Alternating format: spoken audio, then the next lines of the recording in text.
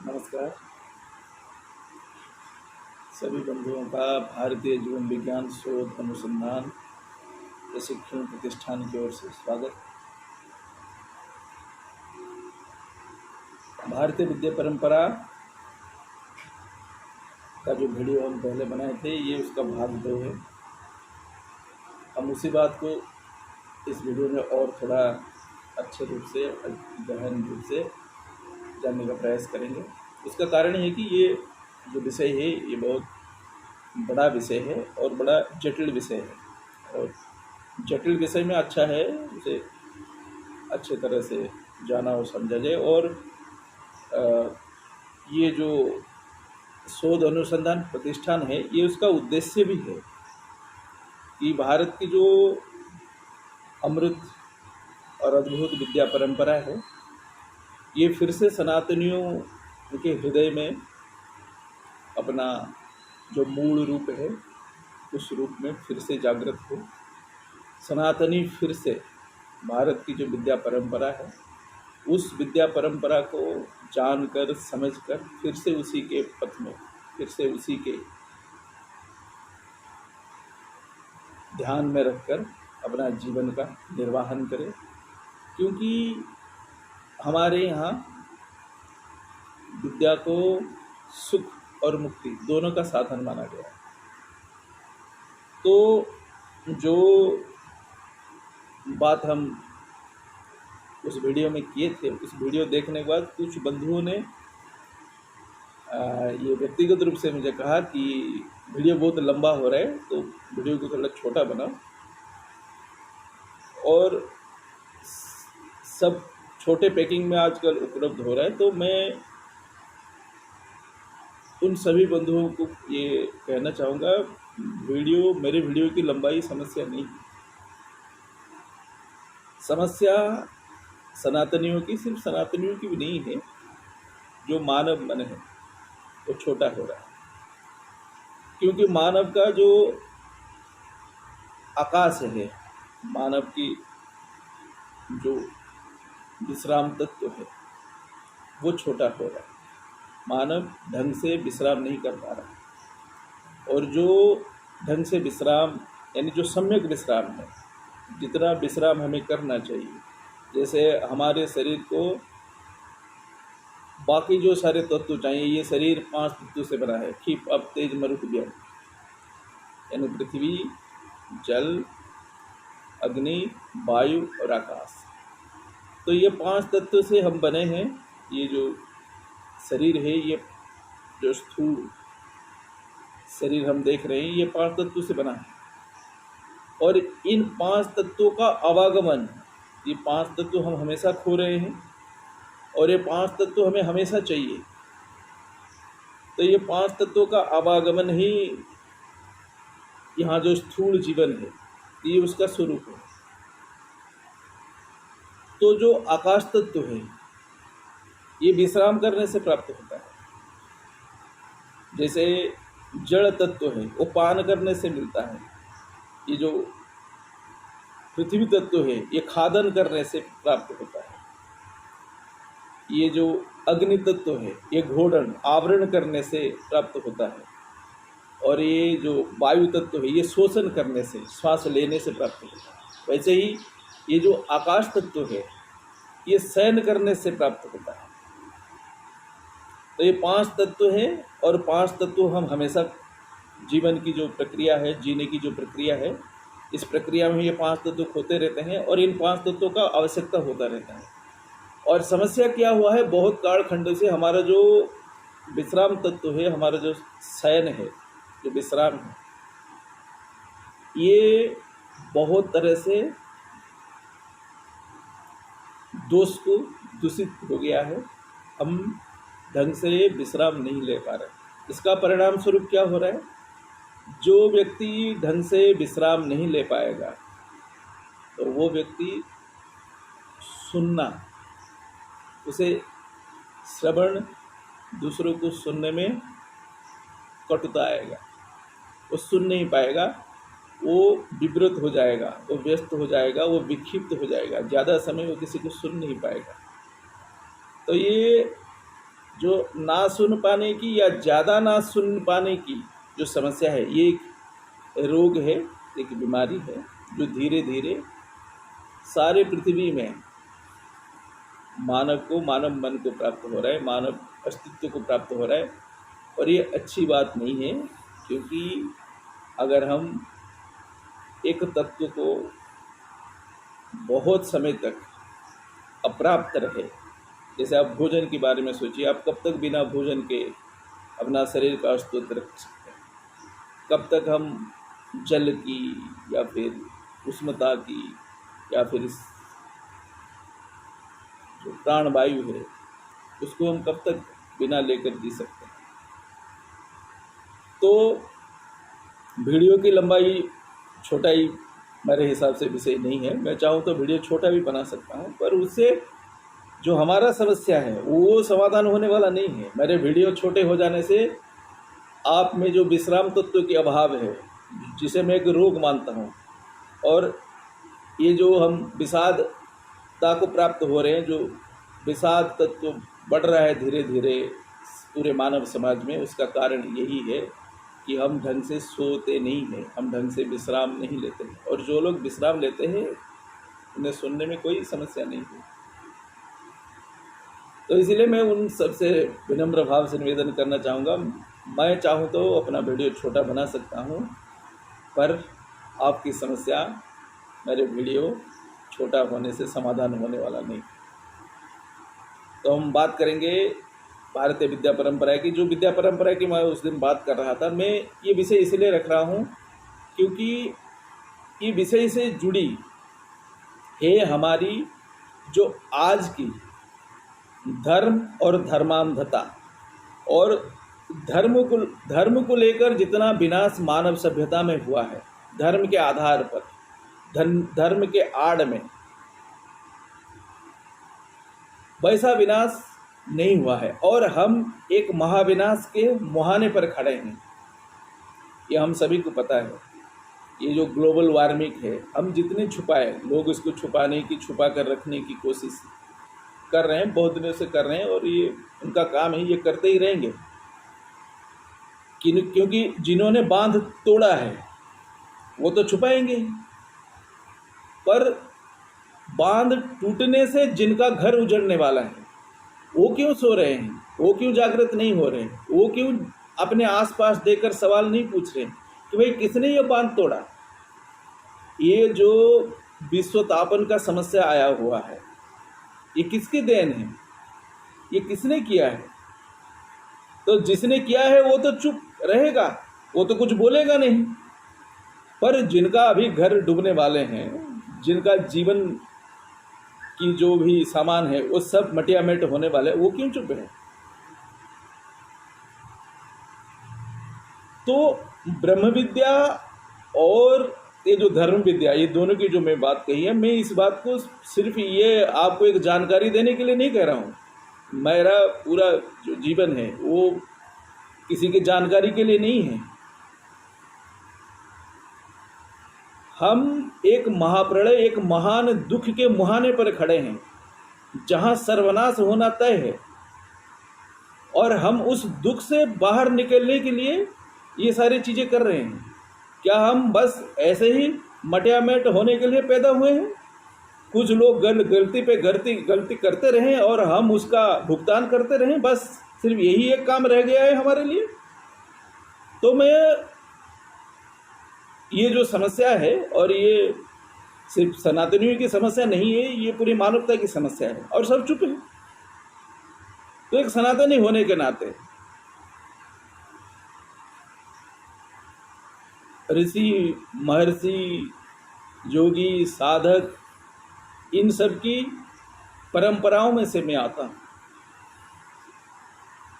और हमारे यहाँ तो ऐसी अद्भुत विचार रखे गए हैं कि आप चुप कैसे रह सकते हैं। अन्याय करना और अन्याय सहना, हमारे यहाँ दोनों को पाप कहा गया है। तो जो पाप हो रहा है, एक सनातनी होने के नाते मैं उसे सहन नहीं कर सकता, और जो दुख कुछ चंद लोगों की गलतियों का जो दुख पूरी मानवता झेल रही है और आने वाले समय में और झेलेगी, उसके सामने खड़ा तो होना पड़ेगा, बात तो रखना पड़ेगा। तो मैं ये आपकी जानकारी के लिए नहीं कह रहा हूँ, मैं आप ये जानकर सतर्क हो जाओ और ये देखो कि क्या हो रहा है। तो धर्म के नाम पर, जो धर्मांधता के नाम पर जो ये महाविनाश की लीला पिछले हजारों साल से चलती आ रही है कि हमें अपने धर्म को बढ़ाना है, ये सोच लेकर जो कुछ लोग निकले हैं और ये पूरी दुनिया को कभी तलवार की नोक पर, कभी युद्ध से, भय से, आतंक से ये मानवता को अपने कदमों में गिराना चाहते हैं। तो ये इसका आधार क्या है, मैं यही आपके सामने कहने की कोशिश कर रहा हूँ। ऐसा क्यों हो रहा है? क्यों हम धर्म की बात तो कर रहे हैं, पर उस धर्म से सर्वनाश की ओर हम जा रहे हैं। तो क्योंकि हम जिसको धर्म कह रहे हैं वो वस्तुतः धर्म नहीं है, उसका आधार धर्म विद्या नहीं है, उसका आधार हम पृथ्वी पर कैसे संतुष्ट जिएं इस विद्या पर आधारित नहीं है।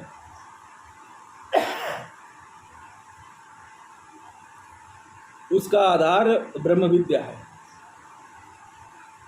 तो ब्रह्म विद्या और धर्म विद्या, ये दोनों तरह की जो विद्या परंपरा भारत में चली है, और मैं कहूँगा ऐसा भी नहीं सिर्फ भारत में चला है, पूरी दुनिया में बहुत सारे लोगों ने इन चीज़ों को जाना है, पर इनका उपयोग कहाँ करना है, इसमें गलती हो गई।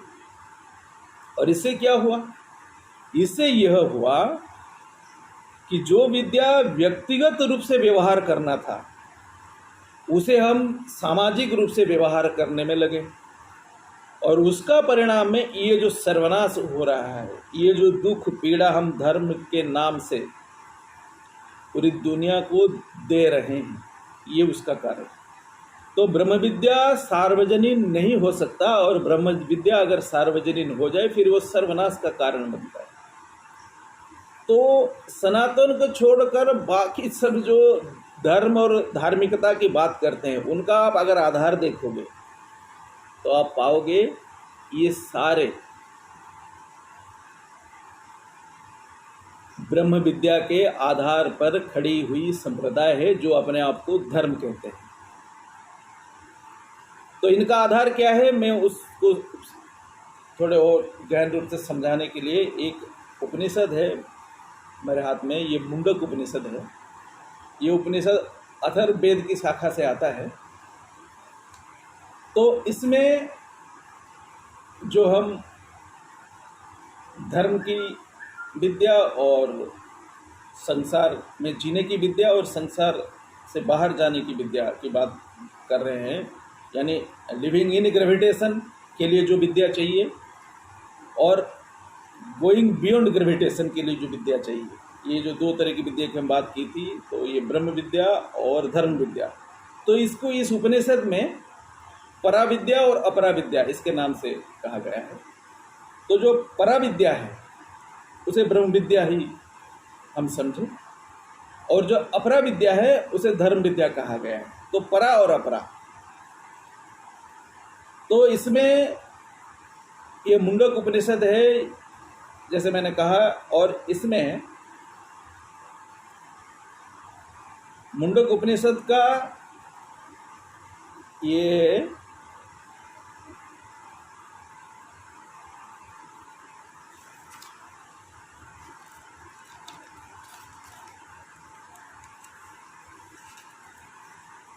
प्रथम खंड है, और प्रथम खंड का ये 5वां मंत्र है, जिसमें यह कहा जा रहा है कि मंत्र ऐसा है, मैं उसका हिंदी अनुवाद पढ़ रहा हूँ क्योंकि संस्कृत सबको समझ में नहीं आएगा। तो उनमें ऋग्वेद, यजुर्वेद, सामवेद, अथर्ववेद, शिक्षा, कल्प, व्याकरण, निरुक्त, छंद और ज्योतिष, ये अपरा है, ये अपरा विद्या है। तथा उस अक्षर परमात्मा का ज्ञान जिस विद्या से होता है वो परा विद्या है, ऐसा कहा गया। तो जो वेद हैं और जो शिक्षा, कल्प, व्याकरण, निरुक्त, छंद और ज्योतिष, यानी जो वेद और वेदांग, वेद 4 हैं और 6 वेदांग हैं, वेद के जो अंग हैं।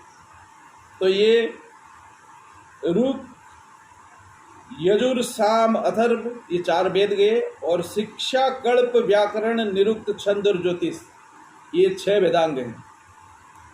तो इन्हें ही अपरा विद्या या धर्म विद्या कहा गया है। तो यही वो विद्याएं हैं, ये वेद और वेदांग यही हैं जिनके आधार पर हम यहाँ एक संतुष्ट और सफल जीवन जी सकते हैं। तो जीने के लिए जो विद्या चाहिए वो इन्हीं में है। यजुर्वेद में है, ऋग्वेद में है, सामवेद में है, अथर्ववेद में है, या फिर शिक्षा में है, कल्प में है, व्याकरण में है, निरुक्त में है, छंद में है या ज्योतिष में। तो इसका उपयोग आप कर्म में कर सकते हो, जीने के लिए कर सकते हो। और जो ब्रह्म विद्या है, जो उस परब्रह्म को जानने के लिए जो विद्या है, वो परा विद्या है, वो ब्रह्म विद्या है। तो ये ब्रह्म विद्या और ये जो धर्म विद्या है, इससे जो समस्या उत्पन्न हुई, इसको हमें समझने में जो भ्रम हुआ, और उस भ्रम के कारण हमने एक साधना की विद्या को हमने सार्वजनिक करने की जो कोशिश की, उसका परिणाम में जो सर्वनाश मानव समाज को, मानव सभ्यता को मिला है, और जिस सर्वनाश के राह पर हम चल पड़े हैं, मैं उसी की बात करूंगा। तो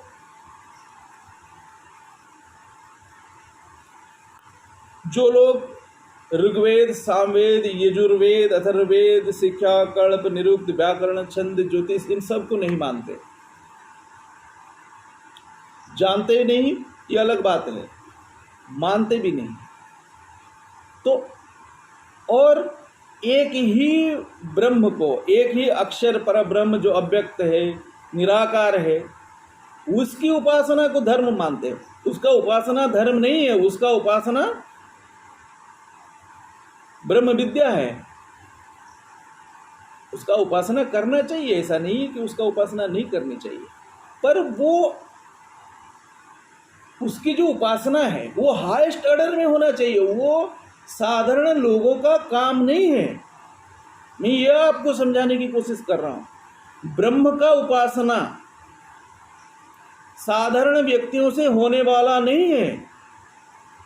ये साधारण लोगों के अभ्यास का विषय नहीं है। और अगर साधारण लोग इसका अभ्यास करेंगे तो परिणाम क्या होगा? समाज नष्ट होगा, जीवन दुखपूर्ण होगा, जो हो रहा है। तो साधारण लोगों को 99.999999 लोगों को यहाँ धर्म के आधार पर अपने जीवन को जीना चाहिए। परंतु जो ब्रह्म विद्या की सुंदरता है, मैंने उस दिन ही बताया था कि इसको मधु विद्या भी कहा गया है। ये इतना मिठास से भरा होता है और ये इतना आकर्षित करता है कि उसके सामने जो धर्म विद्या है वो पाखंड ऐसा दिखाई देता है, वो बेतुका ऐसा दिखाई देता है कि ये क्या विद्या है। विद्या तो यही है। जैसे मैं एक वाक्य यहाँ आपको पढ़कर सुनाना चाहता हूँ, कितना अद्भुत है ये विद्या। और ये इसे पढ़कर या समझकर कोई भी, हाँ, इसे पढ़कर, जैसे इसका देखिए, ये मैं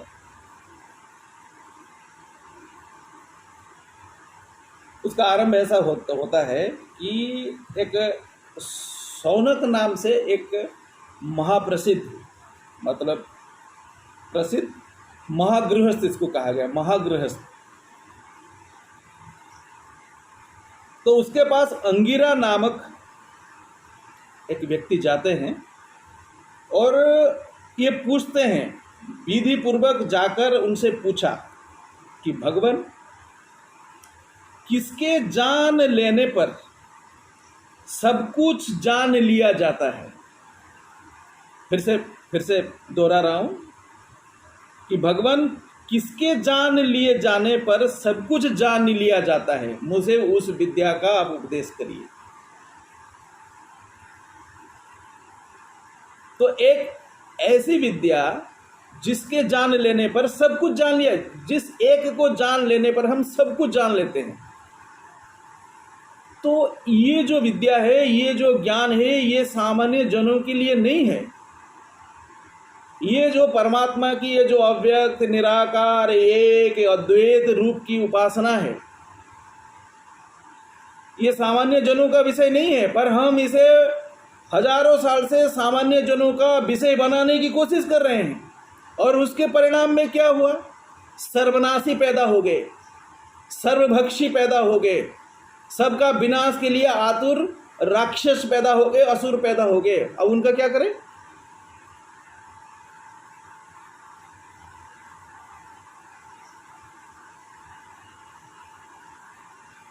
ब्रह्म विद्या के लिए कहा गया है कि ये सबको देना नहीं है, तो किसको देना है? तो ये विद्या सन्यासियों का विद्या है, ये विद्या विरक्त लोगों का विद्या है, ये विद्या जो संसार में और रहना नहीं चाहते, ये विद्या जो संसार में और जीना नहीं चाहते, ये उनकी विद्या है। और हम कर क्या रहे हैं?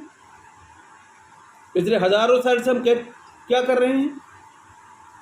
इसे हम सबकी विद्या बनाने की कोशिश कर रहे हैं। सामान्य जनों की उपासना का रास्ता इसको हम बना रखे। क्यों? क्योंकि यह सहज लगता है, पर वह सहज नहीं है। यह महाविनाश ला सकता था और यह महाविनाश लाया है। क्यों? क्योंकि हमने जो धर्म की धारा है, जो धर्म की गंगा है, जो धर्म की शीतलता है, हमने इसको नकार दिया।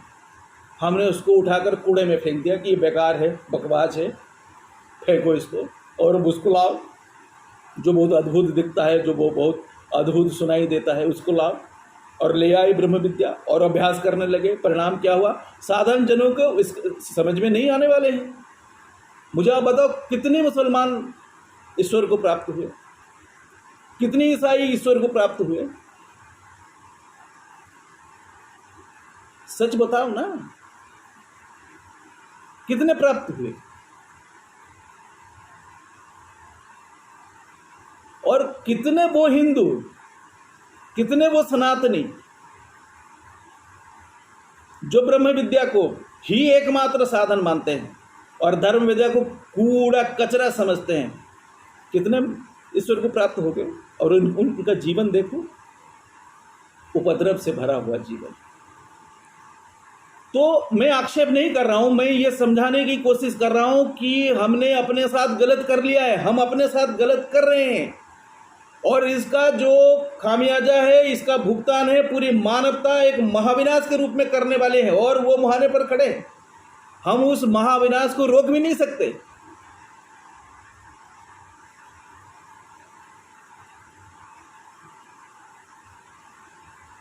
अब क्या किया जाए? तो इसीलिए कह रहा हूं कि मुझे नहीं पता देर हो गया है, नहीं हो गया है, मुझे नहीं पता मेरी इस कोशिश से कुछ होने वाला है, नहीं होने वाला है, पर आशा जीवन का उजाला है। हम सब आशा के आधार पर ही अपनी राह चल रहे हैं।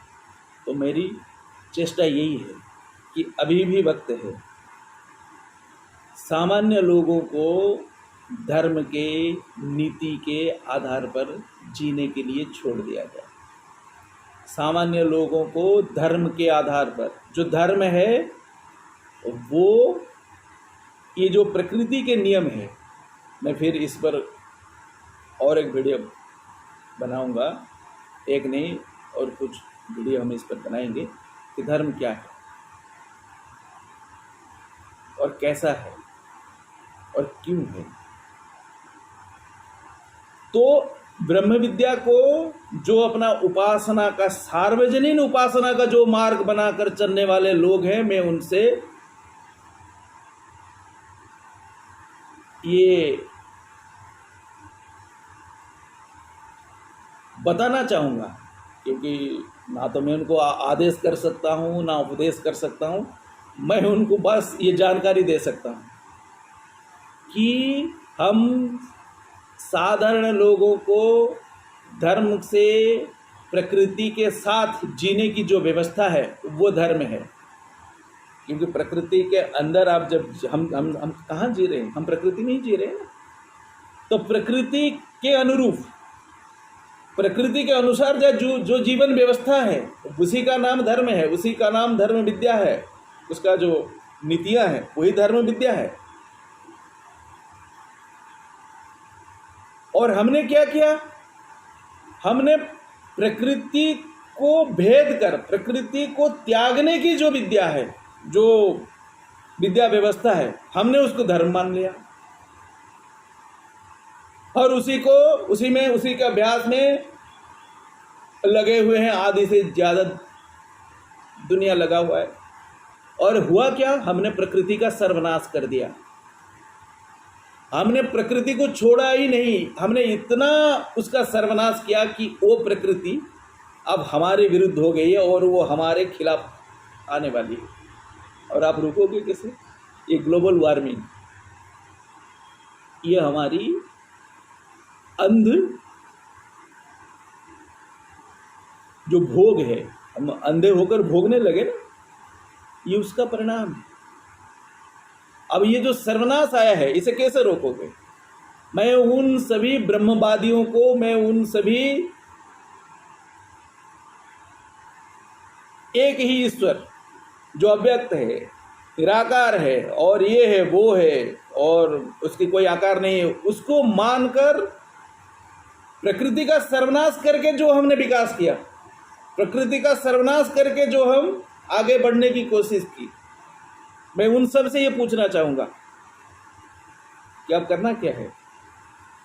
हम डूबने वाले हैं, कह रहे हैं 30% धरती समंदर में समाने वाली है। अब रास्ता क्या है?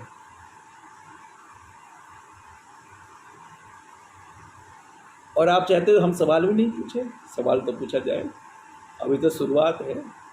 कहाँ कहाँ कैसे कैसे कितने कितने सवाल आएगा, इंतजार में रहे भाई, सब पूछेंगे, क्योंकि सबने ये गलती नहीं की। तो ये जो भारतीय जीवन विज्ञान शोध अनुसंधान और प्रशिक्षण प्रतिष्ठान है, हमारी कोशिश ये है कि अभी भी समय है, शायद परमात्मा करे ऐसा हो, अभी भी समय है। ये जो प्रकृति को नष्ट करने की, प्रकृति के खिलाफ जाने की, प्रकृति को विनाश करके ही जिया जा सकता है, ऐसी जो एक अवधारणा लेकर आधी से अधिक दुनिया, आधी से ज़्यादा दुनिया ये जो कोशिश कर रही है पिछले हजारों साल से, कृपा करके ये समझ जाइए कि प्रकृति के विरुद्ध जाकर हमें कोई जीवन मिलने वाला नहीं है, क्योंकि प्रकृति ही यहाँ जीवन दाता है, प्रकृति है जीवन दात्री है, वो माता है। तो प्रकृति में जीने के लिए जो विद्या चाहिए, उस विद्या को 99% लोग अपना जीवन जीने का आधार बनाए। ये ही जीवन के लिए भी सही है और पृथ्वी के लिए भी सही है। और वो 1% से कम लोग जो ब्रह्म को पाना चाहते हैं, जो निरक्षर और अव्यक्त ब्रह्म को पाना चाहते हैं, जो विरक्त हो गए हैं, तो उनको साधना में चुपचाप लग जाना चाहिए और ये उपद्रव जो मचा रखे हैं इसको बंद कर देना चाहिए।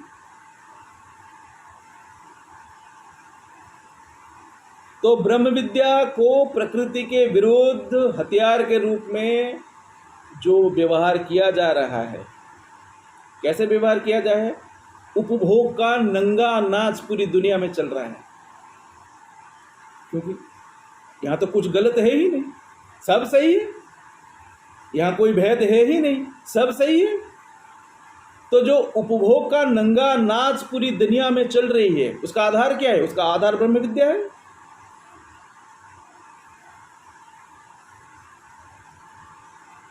धर्म विद्या कहता है समय होता है, असमय होता है, सही समय होता है और सही समय नहीं होता है। और ब्रह्म विद्या क्या कहता है? बेकार की बात है, ना सही समय होता है ना असही समय होता है, सब कुछ सही होता है, कुछ भी यहाँ गलत नहीं होता है बस। और ये बेकार की बातें हैं जो भारत में ये लोग ऋग्वेद, यजुर्वेद, यज्ञ की बातें करते हैं, हवन की बातें करते हैं और ये करते हैं वो करते हैं, बस ये बेकार की बातें हैं, फेंको इस चीज़ को। और ब्रह्म विद्या के आधार पर जो संप्रदाय खड़े हुए और उसको फिर पूरी दुनिया में उस ब्रह्म विद्या को, उस एकेश्वरवाद को, जहाँ तक मैं जानता हूँ उसकी पूरी समझ उनको नहीं है, वो पूरी तरह से उसको समझे नहीं है। क्योंकि जो ब्रह्मवादी होते हैं वो बड़े ही शांत, सौम्य और नम्र होते हैं, वो आक्रामक नहीं होते, वो दूसरों को विचलित नहीं करते, वो इस अभियान में नहीं निकलते कि मुझे पूरी दुनिया को ब्रह्मवादी बनाना है। क्योंकि जो सच में ब्रह्म का साक्षात्कार करता है, जो सच में उस अव्यक्त निराकार एक ही अक्षर को जान जाता है, वो फिर शांत हो जाता है और चुपचाप अपने राह निकलता है। वो दूसरों को छेड़ता नहीं है और दूसरों को विचलित नहीं करता है।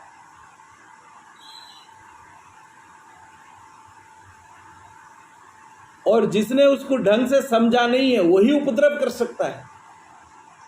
और हम क्या देख रहे हैं? सारे ब्रह्मवादी, सारे एकेश्वरवादी उपद्रवी हो गए हैं और सबका विनाश में ही लगे हुए हैं। कुछ सीधा उपद्रव करते हैं, कुछ घुमा के करते हैं, लगे हैं शोषण में, तरह तरह के नई नई चीजें निकाल कर। बस तो एक लगा है शोषण में और दूसरा लगा है मार्केट में, बस यही काम रह गया है। और इसका जो आधार है, इसका आधार वो एकेश्वरवाद है। वो एकेश्वरवाद के नाम पर, वो ब्रह्म के उपासना के नाम पर, वो एक को जानने को समझने के नाम पर हमने जो धर्म को नष्ट करने की और प्रकृति का सर्वनाश करने का जो व्यवस्था रचा लिया है। तो आशा है मेरे इन बातों को अब समझ पाए होंगे। तो ब्रह्म का उपासना सार्वजनीन प्रोग्राम नहीं हो सकता है, वो व्यक्तिगत व्यवस्था है। साधना हमेशा व्यक्तिगत होना चाहिए और व्यक्तिगत होना ही अच्छा है। और हम जो कर रहे हैं पूरी पृथ्वी पर, और बहुत सारे भारतीय, तो बहुत सारे सनातनी बड़े आकृष्ट हो रहे हैं, ये अच्छी बात है। तो हम भी बिना धर्म के जीने की चलो निकलते हैं और करते हैं और कर भी रहे हैं। तो जिस सर्वनाश के मुहाने पर हम खड़े हैं, उस सर्वनाश का कारण ये ब्रह्म विद्या की कर्म में आचरण है। ये ब्रह्म विद्या कर्म में आचरणीय नहीं है। और ये मैं जो नाम लेकर कुछ संप्रदाय का नाम बताया, और भी संप्रदाय हैं, ये जो बौद्ध संप्रदाय है, ये भी ब्रह्म विद्या के आधार पर चलने वाले संप्रदाय थे। और भी जो एक ही अव्यक्त निराकार सत्ता की बात करता है और उसकी उपासना का बात करता है, मैं ये गलत है, मैं ऐसा बिल्कुल भी नहीं कर रहा हूँ, ये गलत नहीं है, ये सही है, पर ये कुछ लोगों की उपासना का रास्ता है, ये कुछ लोगों को समझ में आने वाले का रास्ता, ये सबके समझ में आने वाला नहीं है। तो सबको क्यों इसमें घसीट रहे हो? और सब घसीटेंगे, अगर इसमें सब चल पड़ेंगे तो क्या होगा? सर्वनाश होगा। धन्यवाद। जय महाकाल, जय भगवान।